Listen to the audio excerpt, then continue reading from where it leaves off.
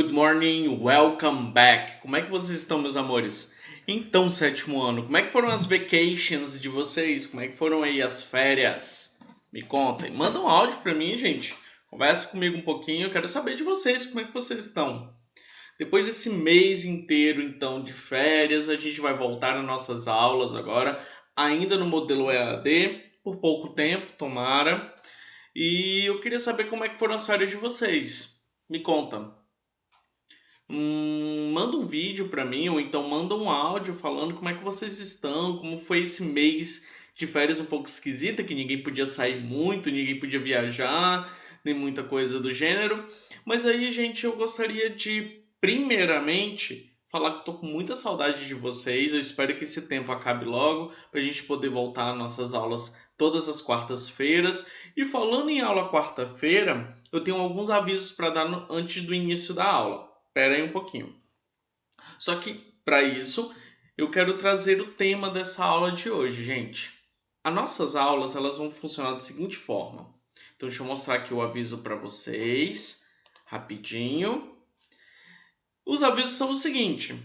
A partir de agora, toda quarta-feira, das 8 horas da manhã até as 8h40, nós vamos ter aulas online e aulas ao vivo. Essas aulas ao vivo elas vão funcionar da seguinte forma. Vai ser mandado o link para vocês, vocês vão entrar na sala de reunião e a gente vai ter a nossa aula online. O que eu vou fazer nessa aula? Quais são os temas dessa aula? Todas as quartas-feiras, 8 horas da manhã, nós vamos ter correção das atividades da semana anterior. Então, eu vou gravar o vídeo toda semana, inclusive esse é o primeiro vídeo dessa forma. Eu estou gravando o vídeo para vocês do conteúdo da semana, tudo bonitinho, e vou passar as atividades. Na outra quarta-feira, na nossa aula ao vivo, eu vou corrigir as atividades de vocês e fazer alguma revisão sobre o conteúdo, tirar dúvidas e tudo mais. Só que no mesmo dia, na mesma quarta-feira, um pouquinho depois, nós vamos ter aula no YouTube. Eu tô gravando essa aula, essa é uma aula de assunto da semana, é uma aula que não é ao vivo, é uma aula gravada. Essa aula vai estar disponível no YouTube, lá no meu canal. Sim, agora o tio é youtuber também. E aí eu vou colocar no meu canal e mandar o link, o tio Alexandre vai mandar o link para vocês lá na sala, lá no grupo dos pais. Então, gente, vai funcionar dessa forma. A nossa aula toda online, toda quarta-feira às 8 horas da manhã. E nessa primeira semana, eu inclusive vou fazer a correção das atividades de antes das férias. A última atividade que eu passei antes das férias. Essa eu vou corrigir com vocês na aula online, lá ao vivo. Enquanto que a aula de hoje, então, aula no YouTube, toda quarta-feira, igual era antes das nossas férias. A única novidade são as aulas ao vivo de correção de atividades. Belezinha? E o que vai ser então o conteúdo dessa semana? Tio, é módulo novo? Ainda não. Eu preferi fazer com vocês uma revisão gramatical de todo o assunto que a gente já viu aqui, ó, no Group 4, no grupo 4, chamado Development. Então, desenvolvimento. O grupo 4 ele vai falar nos três módulos que o grupo 4 tem, o 10, o 11 e o 12. Nós vamos falar de alguma forma sobre desenvolvimento ou development. A gente vai falar um pouco de como foi que isso aconteceu, de como que a gente pode perceber o development no nosso dia a dia. Nós tivemos então o módulo 10, onde ele é chamado de New Ways, e a gente estudou um pouquinho sobre principalmente objetos ou então ações que nós tínhamos in the past para alguma coisa, tipo listen to music, ordering a tax, or eating. Nós vimos isso lá no módulo 10. E a diferença principal entre o past e o present, entre o passado e o present, o presente. O tempo verbal, o módulo verbal, na verdade, que a gente viu no módulo 10 é o past continuous. Eu vou revisar então o past continuous com vocês. Ele fica lá na página 71, tá aqui embaixo o número da página, 71. E nós vamos agora revisar um pouquinho do que é o Past Continuous, como é que ele é utilizado, como é que ele é formado. Essa aula já está lá no Modular 10, tá no canal do YouTube da sala de vocês ainda, eu posso trazer aqui para o canal. E nós vamos ver a formação completa do Past Continuous, completinha, e depois a gente vai ver o Modular 11. O que foi que a gente estudou no Modular 11? Calma que eu vou mostrar para vocês tudo direitinho. Então vamos começar com o Past Continuous. O que é o Past Continuous, afinal de contas? Ele faz parte do tempo verbal passado, do past. A gente inclusive já viu past no 5º ano, no 6º ano e um pouquinho agora no 7º ano também, lá nos primeiros módulos do livro. O passado, então, são coisas que já aconteceram, que têm a sua ação começada e terminada no passado. Então, por exemplo, eu caí. Quando? Ontem. Então, eu caí lá no passado, eu não estou caindo agora, não, e pode ser que me tenha consequências. Mas para se ter consequências, eu tenho que dizer mais ou menos, ou então dar a entender que consequências são essas. E quando tem consequências do passado para o presente ou para o futuro, a gente não vai usar o passado para poder dizer isso. É um outro tempo verbal que eu vou apresentar para vocês no ano que vem. É chamado de Present Perfect. A gente vai falar sobre ele depois. Mas o passado mesmo, o Simple Past, são coisas que começaram e terminaram on the past, lá no passado. E acabou. São ações finalizadas no passado. O Past Continuous, ele também são ações finalizadas no passado, só que ele tem uma pequena diferença. Olha só o que o nosso livro diz aqui do Past Continuous. The past continuous is used to describe an action that was in progress in a certain time in the past. Então, quando é que a gente vai utilizar o past continuous? Quando a gente vai describe an action, descrever uma action. Quando a gente vai descrever essa ação, ela tem que estar em progresso ou então acontecendo durante o tempo lá no passado que a gente está determinando. Então, olha só como é que fica isso em português. Eu estava dormindo. Eu estava comendo. Então, são coisas que aconteceram num certo progresso, num certo tempo. Você entende que está acontecendo aquilo, só que isso já foi. Está lá no passado. Então, esse progress, inclusive, faz com que esse tempo verbal chamado de past continuous, nos tempos passados, ele também tinha outro nome. Ele era chamado de past progressive, ou passado progressivo. É a mesma coisa. Inclusive, quando vocês forem revisar esse assunto, dar uma olhada em outros livros ou então em vídeos no YouTube que falam de past continuous, eles também podem vir com esse nome, past progressive. Porque é o passado progressivo, ou seja, um passado que está acontecendo, você tem uma ideia de acontecimento, só que já está lá no passado. Não é nem no presente, nem no futuro. Existem então 3 formas também para a gente apresentar o past continuous, igual todos os outros tempos verbais e módulos verbais. Nós temos o affirmative, o negative e o interrogative. Esses 3. Na affirmative, nós temos uma receita de bolo para poder fazer essas frases, inclusive, gente. Para o affirmative, nós sempre vamos começar com o sujeito, the subject. Later, depois nós temos o verb to be, o verbo to be, que inclusive tem até uma revisãozinha de verbo to be lá no módulo 11, eu vou mostrar para vocês daqui a pouquinho. E depois nós temos o main verb, ou verbo principal, só que ele no gerúndio, in the gerund. Ele é chamado o gerund em português. É a terminação do verbo que tem ando, endo e indo. Dormindo, comendo, acordando. Isso é gerúndio.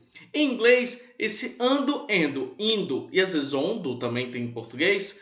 A gente vai trocar isso tudo por ing. ing. ing. Como é que é feita a frase afirmativa então? Subject, verb to be, the verb in the gerund. E complement quando precisar ter um complemento nessa frase. Exemplo do livro de vocês. He was studying. Ele estava studying. Estudando. Forma negativa. Vou fazer a afirmativa embaixo logo. They were listening to music on the music app. Então, eles estavam listening to music on the music app. Em um aplicativo de música. Detalhe, gente. Notem que o primeiro aqui é was e o segundo ali é were. Um para singular, que é só um rapaz, e outro para plural, que é mais de uma pessoa. Então, observe essa diferença e eu vou mostrar melhor quando a gente for revisar lá o verbo to be no módulo seguinte. Formas negativas. O verbo to be, que está aqui no passado também, was e were, ele vai para a sua forma negativa. Qual é essa forma? O was vira wasn't, forma abreviada, wasn't. Se você não quiser abreviar, você pode colocar was not, com um Tzinho. E embaixo, nós temos o were na negativa, que é o weren't. Warranty.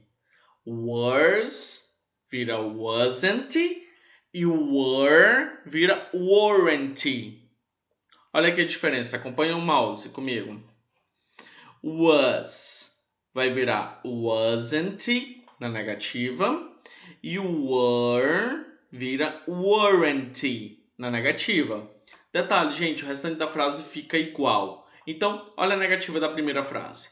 He wasn't studying. Ele não estava estudando. Wasn't. E embaixo, they weren't listening to music in the music app. Eles até colocam uma outra frase também, ó. They weren't listening to music on the gramophone. On the gramophone. Lá no gramofone. On the gramophone. Na interrogativa, o que muda? O verbo to be, was e were, vai para o começo da frase, fazendo aquele famoso tchan, tchum, que é a troca deles. Então, o was vem para frente e o restante da frase continua igual. Então, was he playing volleyball? Ele estava jogando vôlei? Ou was he studying? Was he studying? Na segunda, nós temos o seguinte. Was they listening to music on the music app? Were they listening to music on the music app? E tem até uma outra pergunta também embaixo. Were they listening to music on the gramophone? Were they listening to music on the gramophone? E existem duas formas de você responder isso. Em inglês, inclusive, essas perguntinhas que tem o verbo no começo e tudo mais é chamada de direct question. Questão direta. Ou você diz que sim, ou você diz que não e pronto, acabou. Quase isso. Mas você não precisa dar muita explicação do que está acontecendo. Por isso que ela é chamada de direct answer. Ou direct question, na verdade.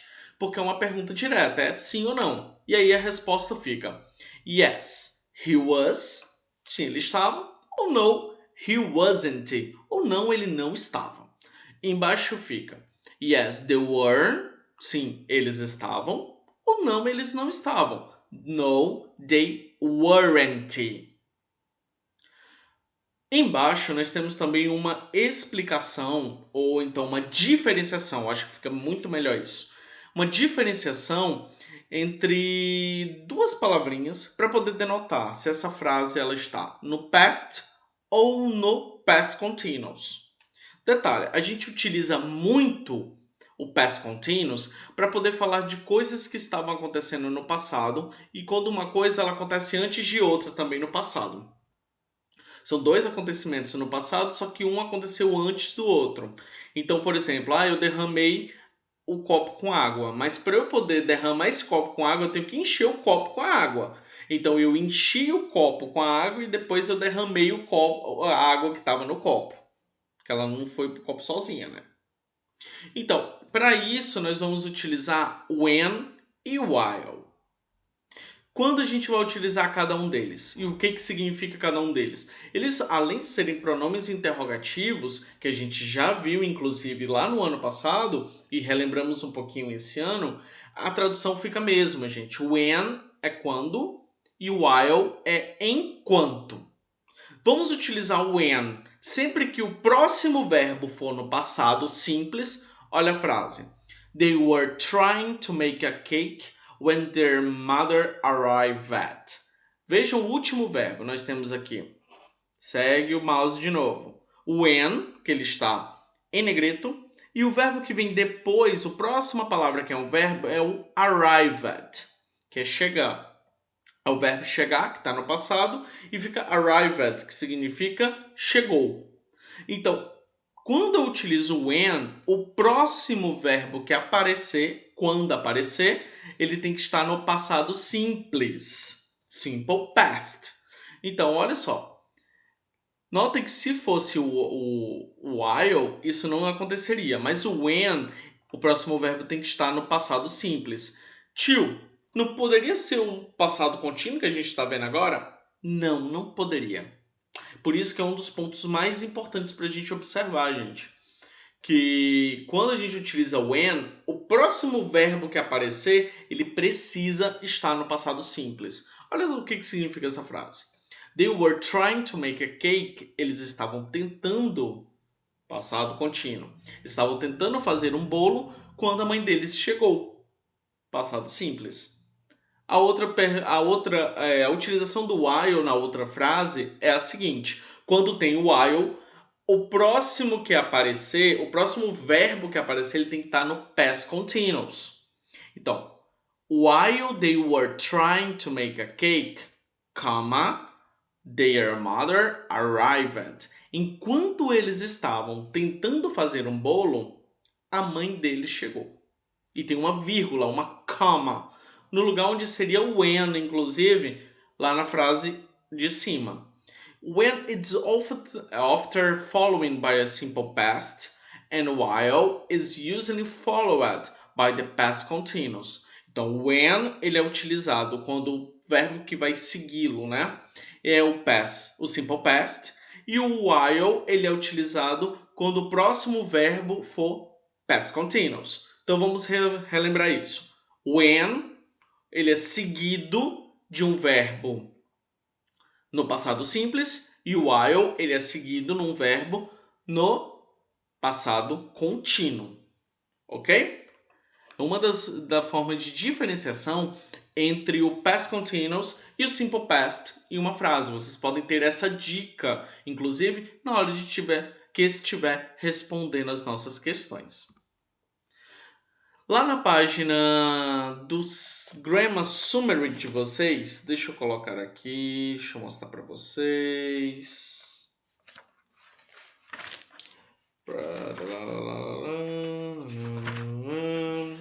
I find 239, 239. Lá no Grammar Summary, vocês vão ter aqui o Past Continuous também. Ele é uma revisão de tudo que a gente está falando agora e ainda tem uma apresentação de como colocar os verbos no gerúndio, como colocar esse ing. Eu vou falar rapidamente porque todo esse material eu já falei na aula do módulo 10, vocês podem voltar e dar uma olhada lá. Mas eu vou dar uma olhadinha aqui com vocês novamente. Existem vários tipos de regras para se colocar o ing. Sim, a gente já viu isso no sexto ano, é uma revisão inclusive no sétimo, para a gente poder lembrar e fazer direitinho. O Fernandinho, ele sempre lembra para a gente lá na sala de aula que nós temos vários tipos de regras. É a regra do RG, que é a regra geral, a regra do E, onde o E vai embora, a regra do CVC.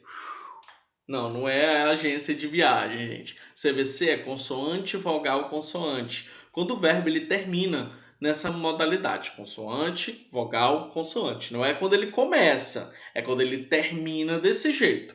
Então vamos dar uma olhadinha aqui o que o nosso livro ele traz das regras que precisam ser vistas e precisam ser executadas para a gente poder colocar o ing em cada verbo. Então vamos lá, gente. For one syllable verb, quando esse verbo ele é monossílabo. The verb ending in the vowel and consonant double the last consonant and add a ing. Então essa daqui é inclusive a regrinha do CVC. Ele precisa então estar a primeira regra do CVC. O CVC ele é feito de duas regras. O primeiro deles é coloca quando ele é monossilábico e termina e ele é todinho, né, monossilábico e termina com CVC. Exemplo, o verbo roubar, rob. Ele é CVC, então ele termina com C, consoante, vogal, consoante, CVC. O que a gente faz nesse caso? Dobra a última consonant e coloca o ing. Então, rob fica robbing. Ban, banning. Isso é o verbo banir. Run, running. Esse é o verbo correr, boa. Stop, stopping. Lembra que eu falei para vocês que o verbo tem que terminar com CVC e não começar para ele poder entrar na regra? Olha o verbo stop. Ele começa com consoante, S, consoante, T e uma vogal, ou. Só que o contrário, quando você vai ver a finalização desse verbo, ele termina com CVC. P é um consoante, O é uma vogal e T é uma consoante. Por isso que quando a gente vai colocar ele lá na regra do CVC e colocar o ing, nós temos que duplicar a letra P e vira stopping. Próxima regra do CVC também, for two-syllable verbs. Quando esses verbos são de sílabas, ou seja, possuem duas paradas na hora de falar, na hora da gente estar pronunciando. Então, forget. A boca abre duas vezes, são duas sílabas.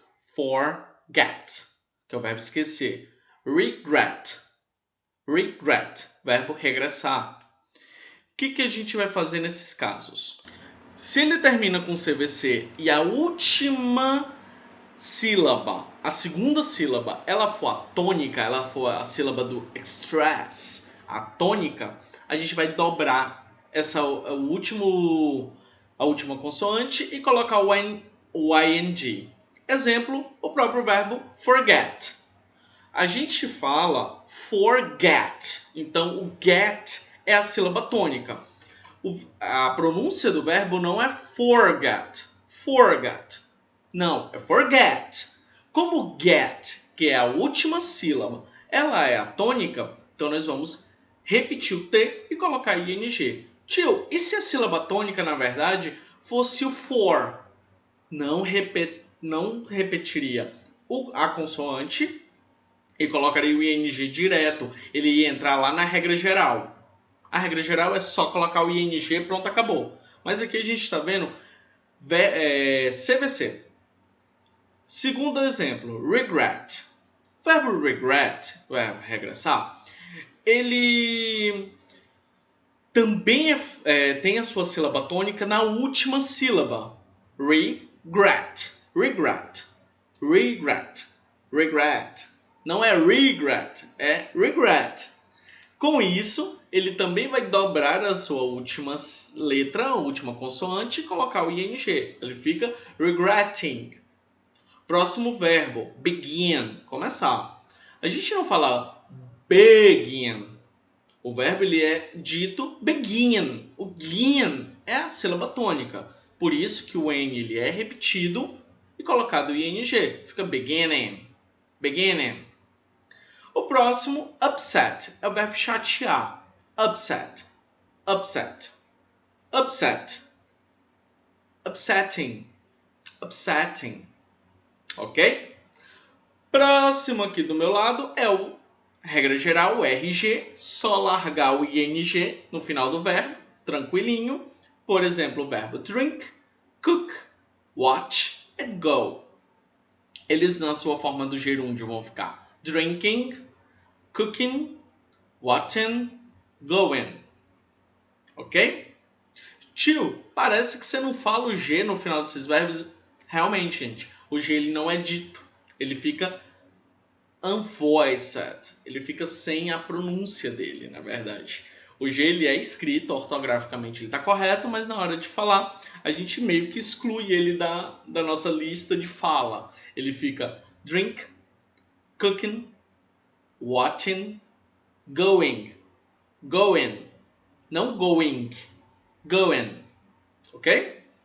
For verbs ending with E, para verbos que terminam com E, eles entram na regra do E, que é pega o E, joga fora, se ele terminar com a letra E, pega esse E, amassa, joga fora e coloca o ING. O exemplo que nós temos aí são os verbos write, drive, write and dance. O verbo dirigir ou controlar, pilotar, drive, dirigir, write, escrever, e dance, dançar. O verbo ride, ele fica riding, o drive, driving, o write, writing, e o dance fica dancing. Nesse caso, gente, aqui nós temos a regra do Y, onde quando ele termina com Y, o verbo que termina com Y, ele só acrescenta ING. Então a gente não vai substituir ele por I nem nada do gênero que a gente já viu, não. Aqui no ING é só colocar o ING depois. Então nós temos o join, join, que vira join, study, studying, play, playing, e buy, ele vira o buying. Próximo verbo, próxima regra, gente, é a regra do IE. Essa regra é nova, mas eu tenho que apresentar para vocês. Ele termina com a letra E. Só que antes da letra E tem a letra I. E aí você não vai colocar, por exemplo, tira o E e bota dois Is juntos. Fica estranho? Não dá. O que a gente vai fazer então? Nós vamos trocar o I, E, pela letra Y, e aí entra na regra do Y. Só acrescenta o ING. Então, por exemplo, o verbo lie, que é o verbo mentir ou deitar. O verbo lie, ele pode ser os dois. Nesse caso aí, mentir. Quando a gente vai colocar o verbo mentindo, então lying, nós tiramos o IE, joga fora, coloca um Y no lugar e fica lying. O próximo verbo die, que é o verbo morrer, fica dying. E o verbo tie, ele fica tying. Ok? Continuando então. A utilização do when e do while. Eu já falei um pouquinho antes e aqui vamos ter uma revisãozinha rápida do que eu falei entre o when e o while. When sempre utilizado quando o próximo verbo for no simple past e o while quando o próximo verbo estiver no past continuous. E aqui nós vamos voltar então lá para o módulo 11, para o módulo 11 e página 74. A página está aqui embaixo. Vou colocar aqui também com vocês. 74. Achei. Na página 74, nós vamos relembrar um pouquinho do verbo to be. E é bem rápido, gente. Essa aula a gente já teve várias vezes aí nessa aula. Então, nós temos, então, o que eu quero mostrar para vocês? O verbo to be no present e o verbo to be no past. Como eu falei para vocês, a quantidade de conjugação do verbo to be ela vai diminuindo. Então, no present tem 3, have 3. In the past has 2. No passado tem 2. And the future has 1. Então, no futuro só tem uma. No presente, então, são 3. Am, are e o is. O am ele é utilizado unicamente com I, com eu. I. O am só é utilizado com I. O are ele é para plural. Então ele é utilizado no you, no we e no they. Tio, mas tem um you do singular. E aí, o que acontece? Ele vai seguir a mesma regra do plural, por mais que ele seja singular. Por quê? Porque o irmão gêmeo dele, o you lá do plural, mandou. Não, gente, é porque, na verdade, essa utilização do you, ela é igual. Ela só vai diferenciar no sentido, não na escrita. A escrita é sempre igual, tanto no singular como no plural. E nós temos a terceira pessoa do singular. A terceira pessoa do singular ela é composta pelo he, she e it. Ele, humano, geralmente masculino, ou humano masculino.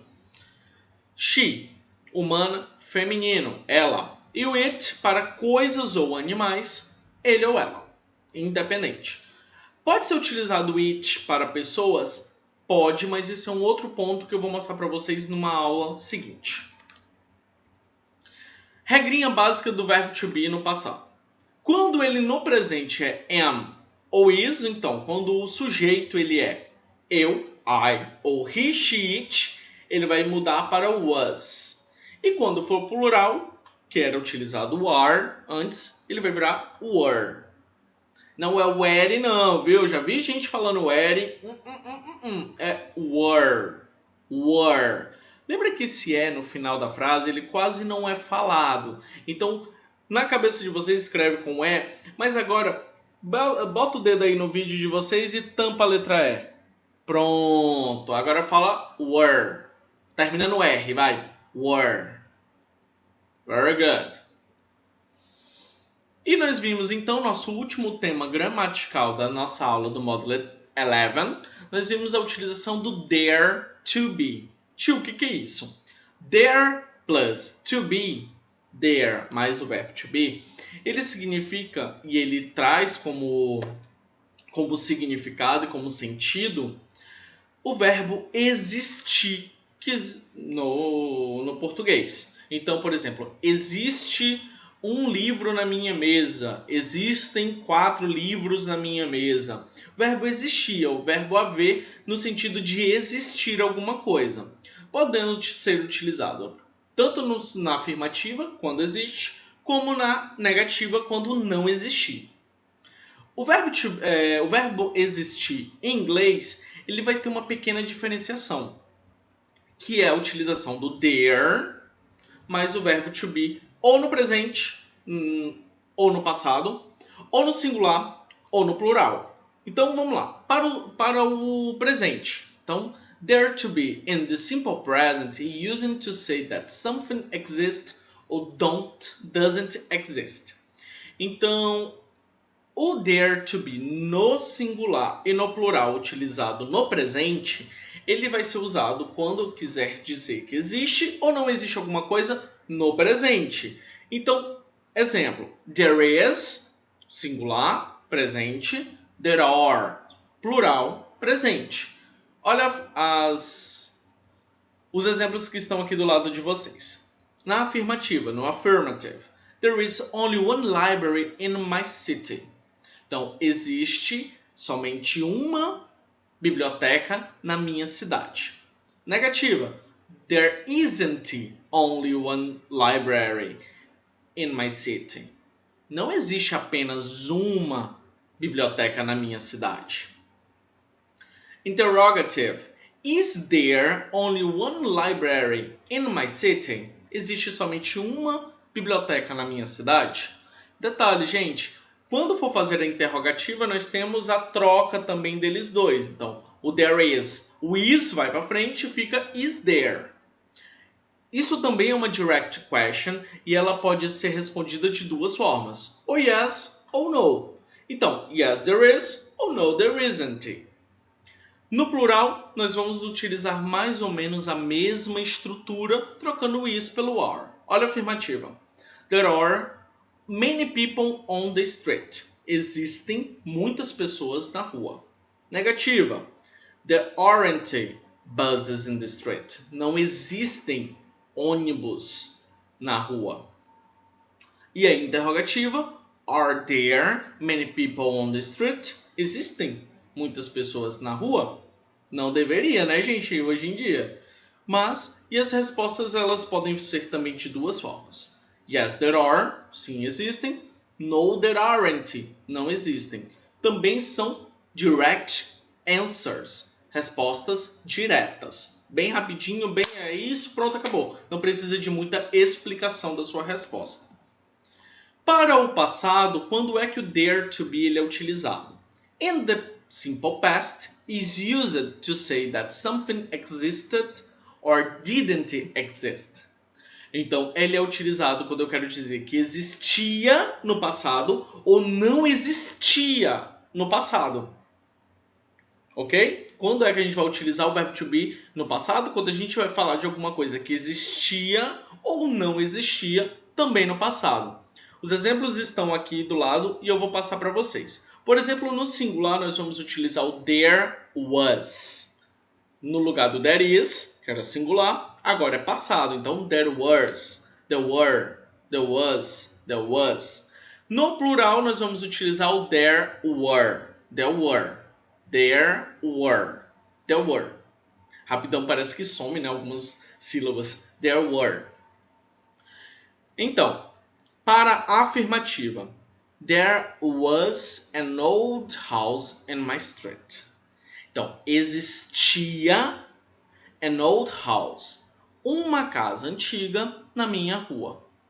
Na forma negativa, o was ele vai para a negativa novamente. Então, there wasn't an old house in my street. Não existia uma casa antiga na minha rua. Isso no passado. Não estou falando nada do presente.